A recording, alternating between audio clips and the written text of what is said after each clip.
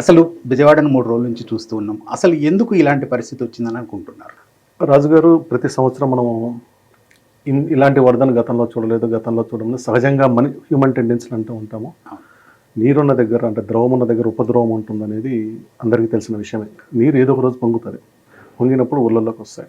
మొదటి పాయింట్. రెండోది నగరీకరణ పెరుగుతున్న కాలంలో ఆక్రమణలు, నదుల ఆక్రమణలు, ముఖ్యంగా ఆక్రమించేది చెరువులు కాలువలు ఆక్రమించుకుంటూ పోతుంటే ఆక్రమణలు ఉంటాయి.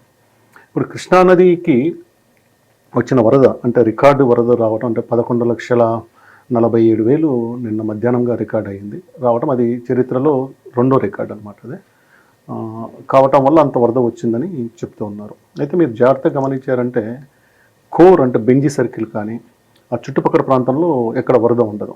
కృష్ణానది ఆనుకొని ఉన్న బస్ స్టాండ్ ఏరియాలో కొంత వరద ఉంటుంది, అది కృష్ణానది వరద. కానీ నదికి దూరంగా ఉన్న సింగనగరు, రాజరాజేశ్వరిపేట, అయోధ్య నగరు ఇవేంటంటే మనకు గొల్లపూడి వైపు నుంచి లెఫ్ట్ సైడ్ పోతే అంటే పాల ఫ్యాక్టరీ, చిట్టినగర్ ఆ ప్రాంతంగా పోతే ఉండే ప్రాంతాలు ఇది నదికి దూరంగా ఉన్నాయి. అంటే నదికి బస్ స్టాండ్ తర్వాత ఉన్న ఏలూరు రోడ్డు కానీ తర్వాత బెంజీ సర్కిల్ కానీ నీళ్లు అక్కడ వరద లేదు.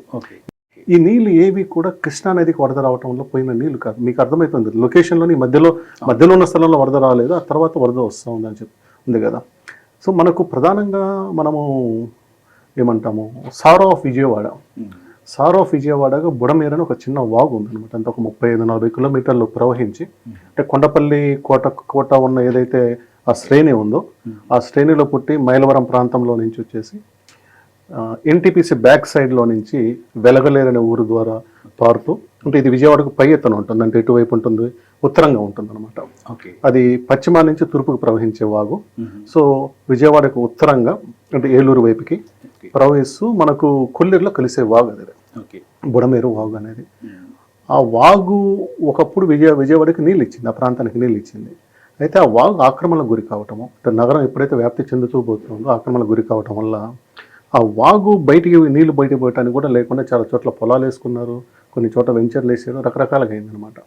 ఆ వాగు ఏంటంటే అది ఎప్పుడో ఒకసారి ప్రవహిస్తుంది, ప్రతి సంవత్సరం ప్రవహించేది కాదు కదా. పోయేది దానివల్ల ఏమవుతుందంటే ఆయనకి ఒక స్థాయి వరద వచ్చినా కానీ ఆ నీళ్లు నేను చెప్పిన ప్రాంతాల్లోకి వచ్చేస్తా ఉన్నారు. ఇప్పుడు